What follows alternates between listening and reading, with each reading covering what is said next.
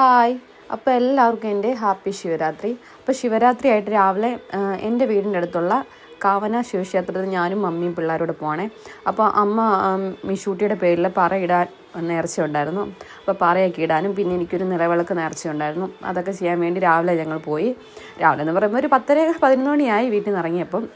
രണ്ടുപേരും ഒരേപോലുള്ള ഉടുപ്പൊക്കെ ഇട്ടേക്കുന്നത്. അപ്പോൾ അമ്പലത്തിയിട്ട് ആദ്യം ഞങ്ങൾ പറയിടാനാണ് പോയത്. ആദ്യം പറയൊക്കെ ഇട്ടിട്ട് പിന്നെ അനിയത്തിയുടെ മോള് ആരൂട്ടി ഉണ്ടായിരുന്നു. അവളും മമ്മാട്ടിയോട് ഭയങ്കര ഡാൻസൊക്കെ ആയിരുന്നു.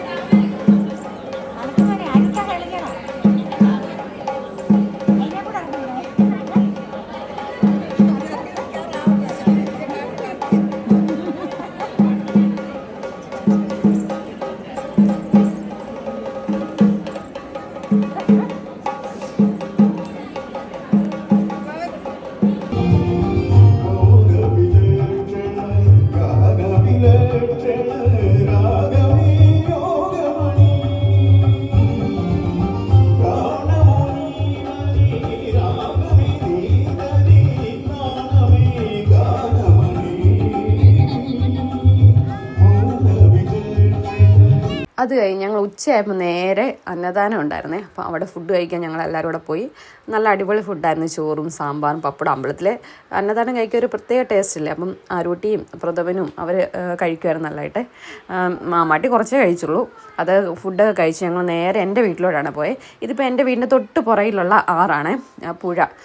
ഇത് കക്കാട്ടാറ കേട്ടോ. ഇതങ്ങ് താഴെ ചെന്നിട്ട് പമ്പാ നദിയായിട്ട് ചേർന്നാണ് പോകുന്നത്.